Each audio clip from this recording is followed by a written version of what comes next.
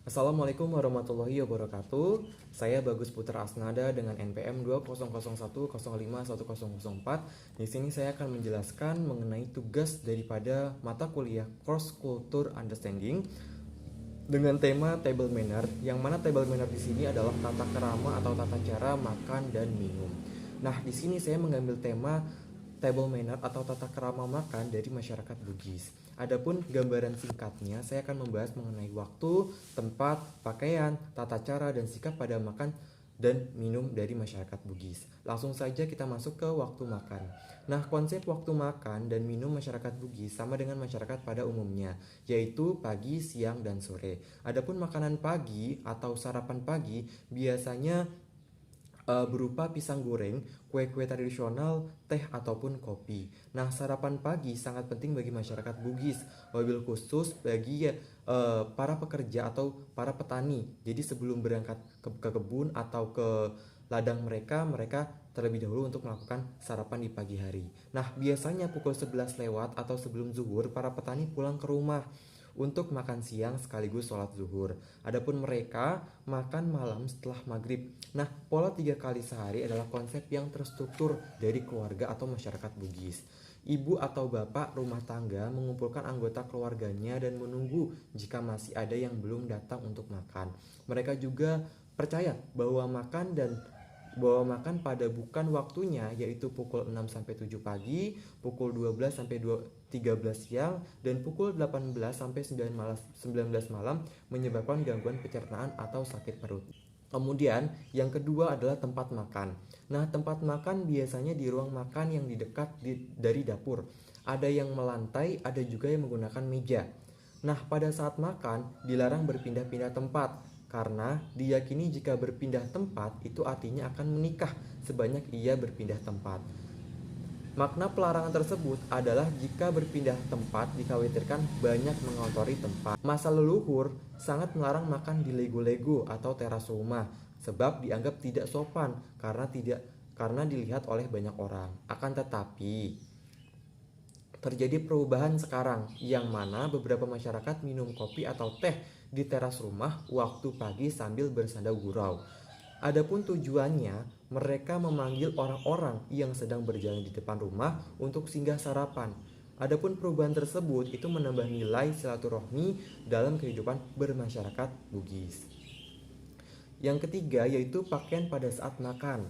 Nah, pada saat makan, laki-laki dewasa menggunakan baju dengan bawahan sarung atau celana panjang disertai peci. Kalangan perempuan lebih banyak menggunakan daster kemudian sarung untuk tidak mengotori dasternya saat sedang menghidangkan makanan. Nah, adapun laki-laki mengenakan peci pada saat makan adalah hal yang diharuskan karena sebagai tanda menghormati makanan, terutama nasi, sangat jauh keberadaannya. Maksudnya, mereka adalah padi diperoleh dengan kerja keras dan pengelolaan menjadi nasi memiliki proses yang sangat banyak dan lama. Kemudian dimakan masuk dalam tubuh untuk menyehatkan jasmani dan rohani. Nah, adapun pada waktu mereka sarapan dengan kue-kue atau kopi atau teh, mereka biasanya tidak menggunakan peci, hanya menyesuaikan pakaian kerja mereka. Pakaian untuk anak-anak usia remaja ke bawah, baik laki-laki maupun perempuan, tidak ada ciri khusus. Mereka hanya ditekankan untuk berpakaian saja. Berbeda lagi dengan perempuan dewasa, mereka biasanya mengenakan daster. Perempuan dan laki-laki baik itu dewasa dan anak-anak sangat diwajibkan berpakaian sopan agar tidak memperlihatkan aurat terutama yang dewasa karena dianggap tidak sopan serta tidak menghargai makanan. Lalu yang keempat, tata cara makan. Nah, masyarakat Bugis selalu berusaha untuk makan bersama. Akan tetapi, laki-laki dewasa didahulukan untuk makan. Setelah itu, tempat makan dirapikan kembali untuk kelompok perempuan. Jadi laki-laki makan, kemudian selesai, terus dirapikan kembali, kemudian dilanjutkan oleh perempuan. Nah, penerapan ini berlaku untuk keluarga besar dalam satu rumah. Adapun keluarga kecil yang terdiri hanya suami, istri, dan anak, mereka biasanya langsung makan bersama secara berkelompok. Nah, jika duduk melantai, mereka menggunakan baki atau kapar, berisi lauk pauk dan sayur. Adapun nasi dan cuci tangan berada di luar kapar. Mereka duduk melingkari kapar tersebut. Adapun apabila ada tamu, mereka dipersilakan terlebih dahulu untuk makan dan ditemani oleh tuan rumah. Kemudian orang tua dipersilakan pertama untuk mengambil nasi. Adapun menambah nasi atau lauk pauk tidak perlu menunggu orang yang lebih dituakan. Jadi boleh mengambil walaupun orang yang dituakan ini tidak mengambil sebelumnya. Nah, tuan rumah senantiasa mempersilakan tamunya untuk menambah makanan, bahkan makanan tersebut diangkat di dekat tamu. Tuan rumah tidak boleh mendahului tamunya berhenti makan, sehingga dianjurkan pelan-pelan ketika makan. Kecuali jika tuan rumah sudah merasa sangat kenyang, hendaknya meminta izin kepada tamu dengan tetap mengarahkan untuk menambah menu dan duduk di dekat tamu. Selama makan, tuan rumah dan tamu boleh berbincang selama perbincangan tersebut mengarah pada hal-hal baik. Nah, tujuannya agar tamu tidak merasa canggung ketika makan. Nah, pada saat makan dan minum tidak diperbolehkan mengucapkan kata-kata yang menimbulkan perasaan jijik. Kemudian yang kelima, sikap pada saat makan. Nah, pada saat makan dan minum itu berdiri atau berjalan adalah sikap yang sangat dilarang.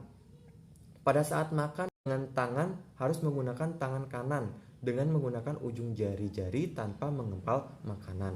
Apabila menggunakan sendok diusahakan tidak menimbulkan bunyi yang dianggap kurang sopan. Nah, apabila tidak sengaja menimbulkan bunyi, gesekan sendok dengan piring maka bisa dimaklumi. Sebelum makan bersama, dipastikan pintu dan semua jendela tertutup. Hal ini demi keamanan. Hal ini berdasarkan cerita dijadikan pelajaran bahwa pada zaman dahulu ada orang yang tidak dikenal atau orang gila masuk ke rumah malam hari dan menyerang orang yang sedang makan. Kebiasaan ini menjadi tradisi sampai sekarang. Adapun pola duduk, umumnya laki-laki duduk bersila, sedangkan perempuan duduk dengan mengangkat satu lututnya. Jika menggunakan meja, biasanya jumlah orang yang makan tidak banyak.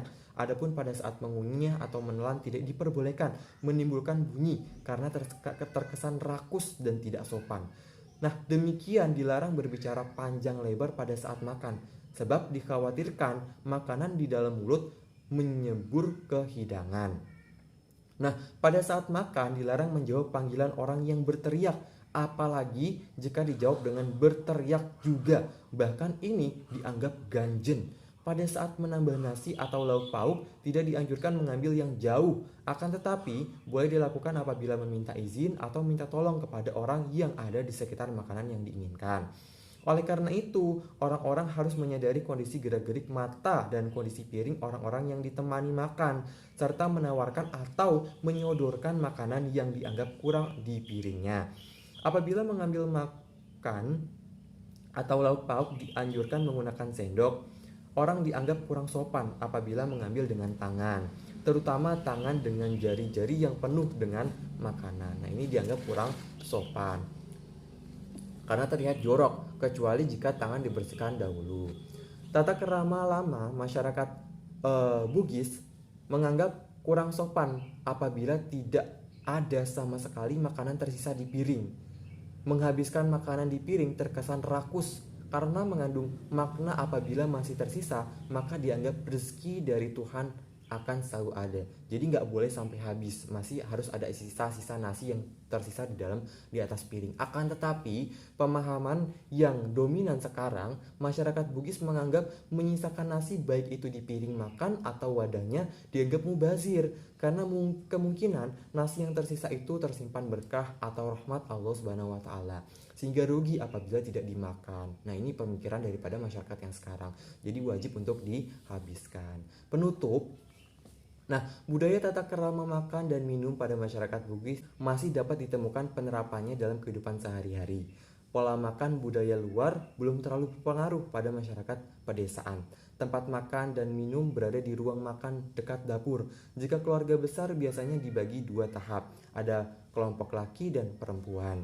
Begitupun sikap pada saat makan dan minum, banyak yang perlu diperhatikan dan dilakukan demi menyehatkan jasmani dan rohani. Masyarakat harus tetap melaksanakan dan mewariskan tata kerama yang ada dalam setiap kebiasaan pola makan dan minum demi mempertahankan identitas budaya tata kerama ini dalam masyarakat Bugis. Mungkin itu saja yang saya dapat jelaskan mengenai table manner atau tata kerama makan dan minum daripada masyarakat Bugis sendiri. Saya akhiri dengan ucapan wassalamualaikum warahmatullahi wabarakatuh.